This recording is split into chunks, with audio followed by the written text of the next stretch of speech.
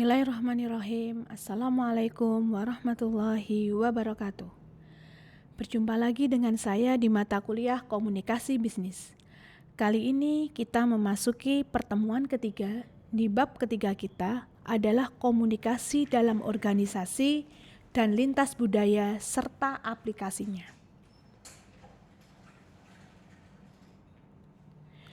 Dalam komunikasi lintas budaya ini, kita memahami bahwasannya komunikasi itu merupakan aktivitas dasar manusia, karena manusia tidak lepas dari yang namanya kita komunikasi. Saya sudah menggambarkan di pendahuluan kita dahulu ya teman-teman semua mahasiswa, bahwasannya dengan kita berkomunikasi, manusia dapat saling berinteraksi, dapat saling berhubungan satu dengan yang lainnya, baik itu dalam kita berkomunikasi di masyarakat, di keluarga, di organisasi, di bisnis, dan sebagainya. Komunikasi ternyata tidak hanya penting untuk manusia, tetapi juga penting untuk sistem pengendalian manajemen yang merupakan alat untuk mengarahkan, memotivasi, memonitor, atau mengamati serta mengevaluasi pelaksanaan manajemen perusahaan, sehingga tujuan organisasi itu bisa tercapai secara efektif sesuai dengan yang diharapkan dalam perusahaan atau dalam bisnis tersebut. Selanjutnya adalah terkait dengan komunikasi dalam organisasi, seperti bab yang dibahas kali ini. Komunikasi adalah suatu proses di mana seseorang atau beberapa orang, kelompok, organisasi, dan masyarakat menciptakan dan menggunakan informasi agar terhubung dengan lingkungan dan orang lain. Istilah komunikasi ini kita melihat atau membuka buku, di beberapa buku itu adalah berasal dari bahasa Latin, yaitu dari kata komunis yang berarti sama atau common. Komunikasi organisasi yang pada umumnya membahas tentang struktur dan fungsi organisasi, hubungan antar manusia dalam proses pengorganisasian, serta budaya organisasi. Dan komunikasi organisasi ini diberi batasan sebagai arus pesan dalam suatu jaringan yang sifat hubungannya saling bergantung satu sama lain, yang meliputi arus komunikasi vertikal dan komunikasi horizontal. Selanjutnya, fungsi komunikasi dalam organisasi. Ada beberapa fungsi komunikasi dalam organisasi. Di antaranya, 1. Fungsi informatif. Fungsi informatif adalah dapat dipandang sebagai suatu sistem pemrosesan informasi dengan maksud seluruh anggota dalam suatu organisasi berharap dapat memperoleh informasi yang lebih banyak, lebih baik, dan tentunya lebih tepat waktu. Itu yang pertama. Yang kedua adalah fungsi regulatif. Fungsi ini berkaitan dengan peraturan-peraturan yang berlaku dalam suatu organisasi. Pastinya kita mengetahui ada banyak aturan-aturan ketika kita bekerja atau mungkin ketika kita mengikuti suatu organisasi. Itu adalah fungsi regulatif. Yang ketiga adalah fungsi persuasif. Fungsi persuasif ini adalah memberikan dorongan dengan cara persuasif, bukan hanya dengan kewenangan dan perintah. Jadi tidak hanya sekedar ketika kita sebagai atasan, kamu harus seperti ini, kamu harus ini, harus mengikuti saya dan sebagainya. Tidak seperti itu. Tapi bagaimana di sini yaitu tadi bisa memberikan motivasi, bisa memberikan dorongan. Yang keempat adalah fungsi integratif. Setiap organisasi berusaha menyediakan saluran yang memungkinkan karyawan dapat melaksanakan tugas dan pekerjaannya dengan baik. Pasti dengan saluran-saluran yang ada dalam suatu perusahaan. Saya contohkan di sini adalah ketika kita bekerja sebagai seorang sekretaris. Tentunya nggak mungkin dalam sebuah perusahaan ketika kita sebagai sekretaris tidak ada komputer, tidak ada laptop, atau mungkin ketika kita bekerja sebagai kuli bangunan atau mungkin sebagai mandor. Pasti di sana ada yang disiapkan. Kalau sebagai kuli bangunan berarti alat-alat yang digunakan pastinya ada. Nggak mungkin kita sebagai kuli bangunan tanpa adanya mungkin alat pengukur atau mungkin cangkul atau mungkin apapun itu. Pasti butuh yang namanya sarana-sarana di sana. Selanjutnya terkait dengan proses komunikasi dalam organisasi.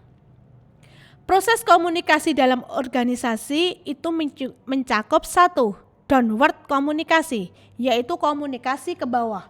Bagaimana kita sebagai atasan itu bisa berkomunikasi dengan baik dengan bawahan kita. Yang kedua, upward komunikasi. Bagaimana komunikasi itu bisa dilakukan antara bawahan dengan atasan. Jadi boleh jadi bawahan itu ngasih masukan. Jadi umpan balik dari bawahan ke atasan. Ngasih ide, ngasih pendapat, ngasih gagasan. Itu adalah upward komunikasi. Horizontal komunikasi. Di sini adalah seimbang. Jadi komunikasi yang dilakukan sejajar. Baik itu antara bawahan dengan bawahan, rekan kerja, dan mungkin karyawan, sesama staf, atau intelligence komunikasi. Selanjutnya adalah terkait dengan komunikasi eksternal. Ketika ada komunikasi internal, tentunya ada komunikasi eksternal yang meliputi satu, komunikasi dari organisasi kepada masyarakat. Boleh jadi melewat iklan, lewat brosur, konferensi pers, dan sebagainya. Kedua, komunikasi dari masyarakat kepada organisasi. Contohnya menerima saran, menerima kritik, customer service, dan sebagainya. Sehingga ketika kita berhubungan dengan mungkin di dunia marketing gitu ya, di dunia kita menjual sesuatu barang, pasti tentunya ini sangat penting nggih, komunikasi dua arah. Jadi tidak hanya sekedar kita menjual saja produk yang kita jual, laku ya wes, ra laku ya wes. Bukan berarti seperti itu. Tapi sesekali kita tanya kepada customer kita, kekurangan dari produk yang Mbak pakai ini apa ya, dari produk saya ini apa ya. Atau boleh jadi mungkin ada masukan, Mbak, saya harus seperti apa, atau perlu diperbaharui apa, mungkin kemasannya, atau boleh jadi kita memperbarui di sisi mungkin pelayanannya atau mungkin perbaruan-perbaruan lain. Jangan sampai ketika kita belajar di dunia terutama kita menjual produk atau di dunia marketing, kita tanpa memperhatikan itu, karena memang kita akan tergerus dengan kemajuan, mungkin dengan produk-produk baru yang dikeluarkan atau mungkin dengan inovasi-inovasi baru, sehingga masyarakat itu bisa mengikuti tren. Nah, kalau dulu di pembahasan pengantar manajemen itu bagaimana ketika kita mengeluarkan produk dalam proses manajemen itu adalah disesuaikan dengan apa yang dibutuhkan karyawan atau mungkin yang dibutuhkan oleh pelanggan kita, customer kita. Nah, seperti itu. Jangan sampai hanya satu sisi tok. Aku seneng ini kok, aku atasanmu, sehingga hanya belajar hanya sisi-sisi ini. Tapi kedua belah pihak itu bisa saling terkait, bisa saling komunikasi, menghasilkan suatu ide, menghasilkan suatu gagasan yang tentunya bisa diterima dalam masyarakat. Selanjutnya terkait dengan pola komunikasi. Yang pertama adalah pola komunikasi secara formal. 1. Komunikasi dari atas ke bawah seperti yang saya katakan tadi, atau dari bawah ke atas seperti yang saya katakan tadi di depan, atau horizontal, seimbang, karyawan dengan karyawan, atau komunikasi diagonal, yaitu yang melibatkan komunikasi antara dua tingkat atau level organisasi yang berbeda, seperti yang sudah saya jelaskan di depan tadi. Selanjutnya adalah komunikasi informal. Dalam jaringan informasi informal, orang-orang yang ada dalam suatu organisasi tanpa memperdulikan jenjang hierarki, tanpa memandang status, kita atasan atau kita bawahan, atau mungkin boleh jadi jenengan bawahan saya, jenengan atasan saya, teman-teman itu rekan kerja saya, tanpa memperdulikan itu di dalam komunikasi informal. Tapi bagaimana kita bisa bertukar pikiran, bertukar ide, wawasan, baik itu secara komunikasi secara luas. Tapi biasanya kalau kita ya dalam realita itu ada rasa malu gitu nggih ketika kita diajak komunikasi atasan kita atau diajak duduk bareng dengan atasan kita. Mungkin ada rasa seperti itu, pekewoh dan sebagainya. Padahal dalam komunikasi informal ini tanpa memandang status hierarki, status jenengan, jenjang hierarki jenengan, pangkat, kedudukan, tingkat dan sebagainya. Selanjutnya terkait dengan peranan komunikasi dalam organisasi. Komunikasi dalam suatu organisasi sangat penting agar tidak terjadi salah penyampaian informasi sehingga komunikasi itu bisa tersampaikan dengan baik sesuai tujuan yang ingin kita sampaikan. Dan di sini bagaimana kita bisa menyatukan dan mensinkronkan seluruh aspek untuk kepentingan bersama. Seperti yang saya katakan, ada tujuan yang ingin kita buat. Nggak mungkin dalam suatu organisasi atau dalam suatu perusahaan tanpa ada tujuan. Pasti ada, kalau mungkin dalam perusahaan bisnis mungkin kuliner, pastinya bagaimana kita bisa mendapatkan income atau pendapatan yang lebih dari setiap bulannya. Bagaimana masyarakat bisa tidak berpaling, tidak berpindah dengan mungkin kuliner yang lain, mempertahankan brand dan sebagainya. Selanjutnya di sini adalah terkait dengan hambatan dalam komunikasi. Nggak mungkin dalam komunikasi itu berjalan dengan mulus. Pasti ada hambatan-hambatannya. Baik itu hambatan teknis yang kita lakukan, yang kita temui sehari-hari, atau hambatan fisik. Ternyata juga berpengaruh cuacanya. Wah, nek cuacane mendung biasanya sepi warungnya ya, itu ternyata berpengaruh sekali. Atau terkait dengan hambatan semantik. Nah, di sini dalam hambatan ini lebih diungkapkan lewat bahasa. Jadi suatu pesan yang kurang jelas. Nah, biasanya ketika kita menyampaikan pesan itu tidak bisa kita sampaikan dengan baik, ya ini tadi pasti ada hambatannya. Kata-kata itu mungkin kita akan menerimanya tidak sesuai, atau boleh jadi kita pesan A yang kita dapatkan B, jumlahnya 5 ternyata jumlahnya 3. Ternyata itu berpengaruh atau hambatan-hambatan yang terjadi dalam proses komunikasi kita. Selanjutnya terkait dengan hambatan psikologis. Nah, kalau psikologis tentunya rekan-rekan mahasiswa sudah tahu nggih, karena memang ini berpengaruh sekali nggih, mungkin pola pikiran kita, harapan yang berbeda, atau mungkin pencapaian target-target kita yang tidak sesuai, ternyata itu juga akan berpengaruh.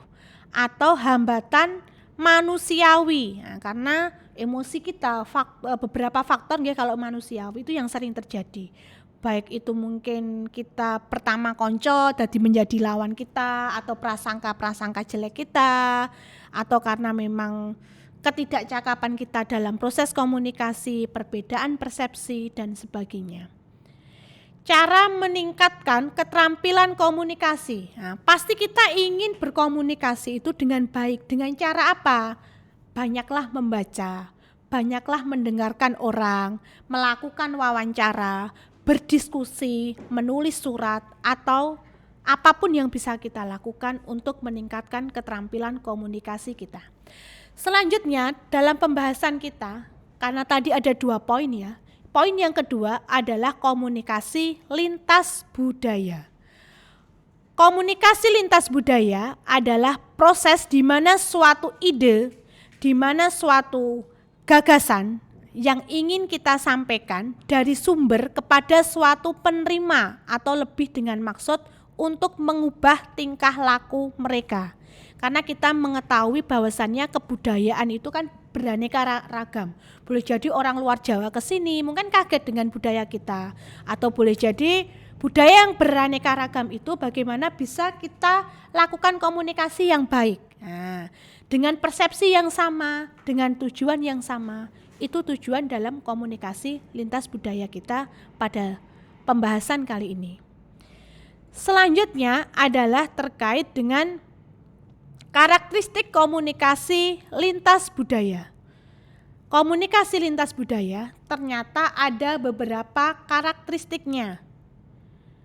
Yang pertama adalah terkait dengan Ada 2 atau lebih kebudayaan yang terlibat dalam komunikasi. Tentunya kalau kita komunikasi pasti 2 atau lebih, nggak mungkin satu kebudayaan berkomunikasi.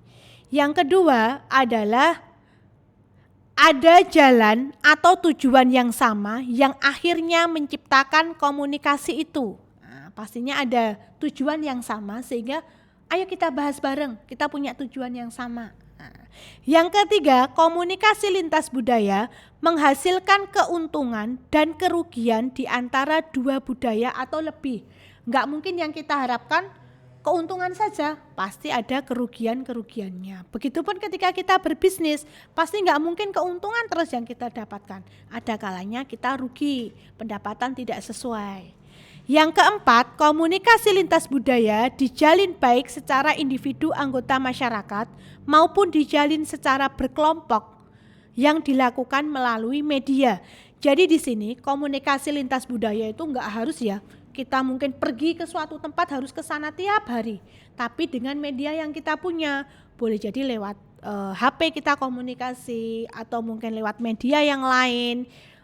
Dalam komunikasi lintas budaya ini. Tapi bagaimana komunikasi 2 arah dengan lintas budaya ini bisa bersinergi, tidak yang satunya bingung atau boleh jadi maksudnya apa ya. Tapi bagaimana kalau kita melihat ya biasanya itu ketika kita pergi ke suatu daerah ketika kita nggak paham, biasanya ngajak orang yang paham. Kalau bahasa lain guide gitu ya, guide untuk membahasakan oposisi yang dimaksud. Nah, boleh jadi dengan cara-cara seperti itu. Selanjutnya adalah yang kelima, dalam komunikasi lintas budaya, tidak semua komunikasi lintas budaya itu menghasilkan feedback yang dimaksud.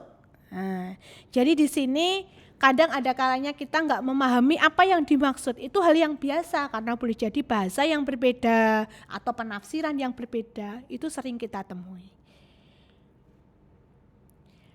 Yang keenam, bila 2 kebudayaan melebur karena pengaruh komunikasi yang dijalin, maka akan menghasilkan kebudayaan baru, akan menghasilkan sesuatu yang baru karena perbedaan budaya tadi. Makanya kalau mungkin di Indonesia ternyata perlu kita bertukar kebudayaan, mungkin tarian, adat istiadat dan sebagainya.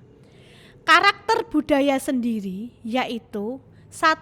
Komunikasi dan bahasa. Kita bisa melihat lewat komunikasi dan bahasanya, lewat makanan khasnya, pakaiannya, normanya, proses mentalnya, proses belajarnya, kepercayaan dirinya, sikapnya.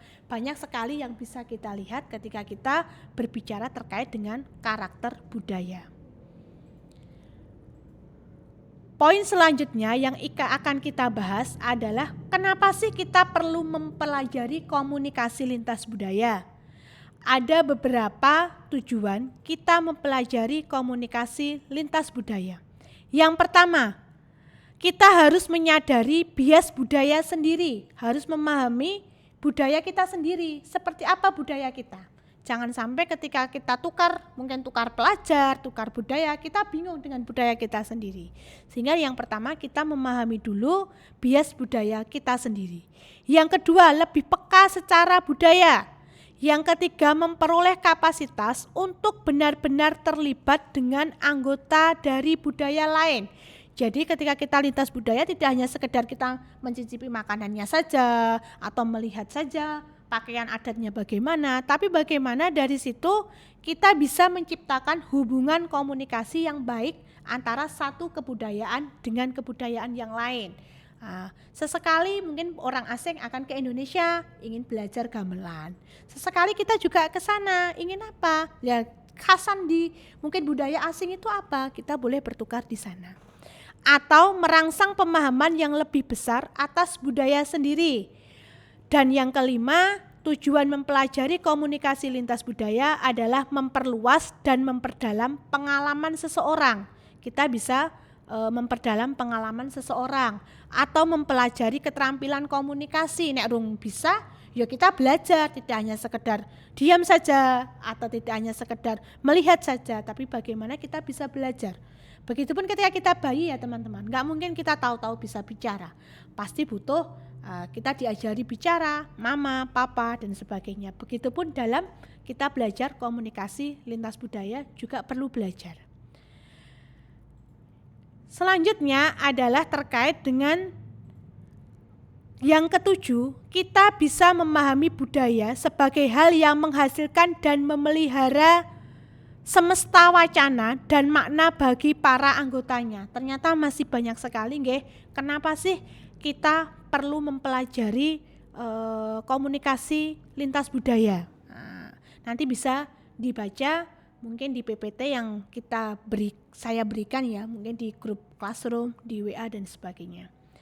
Selanjutnya terkait dengan ada 2 macam jenis hambatan ketika kita komunikasi lintas budaya, baik itu yang terlihat atau yang tidak terlihat.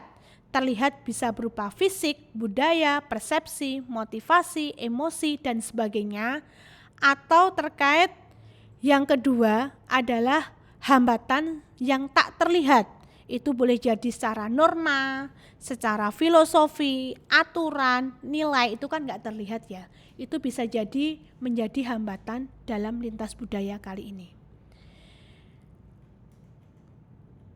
Rekan-rekan mahasiswa, poin yang selanjutnya adalah terkait dengan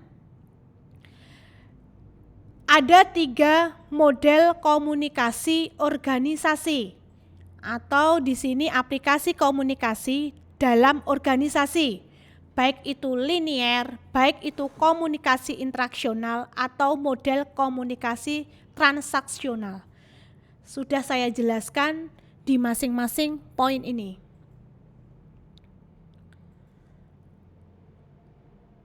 Selanjutnya adalah terkait penerapan prinsip komunikasi dalam konteks budaya. Sehingga dari sini bagaimana jika masalah perbedaan kebudayaan dikaji dari prinsip dasar teori komunikasi. Jadi biasa teman-teman mahasiswa bahwasannya penerapan prinsip komunikasi dalam konteks budaya ini kadang kita tidak memahami gitu ya. Bagaimana saya memposisikan ketika saya berada di Jawa, ketika saya mungkin berada di luar daerah, karena memang punya adat yang berbeda-beda. Ketika saya contohkan ketika orang Sunda ya, ketika berbicara di tempat kita, di lingkungan Jawa kita, itu mungkin gak sopan gitu ya, tapi mungkin bagi orang Sunda itu hal yang biasa. Tapi bagi kita, lah kok galak men ya, lah kok keras men ya dia berbicara dan sebagainya. Sehingga bagaimana pihak-pihak yang terlibat dalam komunikasi ini memiliki latar belakang yang berbeda-beda itu bisa kita satukan, mempunyai prinsip yang sama, memiliki tujuan yang sama, bukan malah saling menentang, bukan malah saling iki loh budayaku, ini budayamu, jangan sampai seperti itu. Selanjutnya adalah terkait dengan pembahasan yang terkait dengan unsur dari komunikasi ini. Ini ternyata hakikat pokok dalam kita berkomunikasi lintas budaya itu ada beberapa hal. Yang pertama sumbernya dari mana, lalu pesannya tersampaikan atau tidak, saluran komunikasi yang kita gunakan seperti apa, feedbacknya seperti apa, responnya seperti apa, itu dalam kita komunikasi lintas budaya. Ya, mungkin itu ya terkait dengan bab ketiga yang kita bahas, karena memang ketika kita belajar komunikasi, terutama dalam komunikasi lintas budaya, itu tidak ada habis-habisnya. Boleh jadi kita bagaimana toh bahasa orang sana, bagaimana toh kebiasaan orang Sunda, bagaimana toh kebiasaan orang Jawa, atau boleh jadi banyak faktor-faktor yang belum kita ketahui, sehingga boleh jadi ada kalanya kita mungkin bertukar budaya, bertukar bahasa, pendapat, bertukar mungkin makanan. Itu bisa kita lakukan nggih di mungkin kita pas hari longgar atau mungkin pas momen-momen tertentu, sekalian kita mencoba makanan khas Bali, makanan khas luar Jawa. Dan di sini sebagai kesimpulan saya, ternyata komunikasi dalam organisasi dan lintas budaya itu sangat penting dalam penyampaian proses informasi untuk mencapai suatu tujuan dalam suatu organisasi. Selanjutnya, kebudayaan itu adalah keseluruhan yang kompleks yang di dalamnya terkandung ilmu pengetahuan, kepercayaan, kesenian, moral, hukum, adat istiadat, atau kemampuan yang lainnya yang dimiliki di setiap daerah yang tentunya berbeda-beda di sana. Sehingga komunikasi antar budaya itu bisa terjadi apabila terdapat dua budaya yang berbeda dan budaya itu disatukan menjadi satu budaya. Jadi bertukar pendapat, bertukar ide, bertukar apapun itu. Nah, itu komunikasi lintas budaya. Sehingga kita bisa belajar dengan cara apapun, lewat apapun, dengan media apapun yang bisa kita lakukan. Mungkin itu ya teman-teman mahasiswa yang bisa saya sampaikan terkait dengan komunikasi dalam organisasi dan lintas budaya. Silakan nanti untuk teman-teman mahasiswa bisa membuka buku yang menjadi acuan saya di buku Joko Purwanto, Komunikasi Bisnis. Di sana banyak sekali sudah dijelaskan, karena memang ketika waktunya singkat, ketika kita jelaskan per poin itu mungkin cukup panjang. Nanti teman-teman bisa mencari referensi yang lain. Mungkin itu saja yang bisa saya sampaikan. Terima kasih atas waktunya dan perhatian teman-teman mahasiswa. Saya tutup. Wassalamualaikum warahmatullahi wabarakatuh.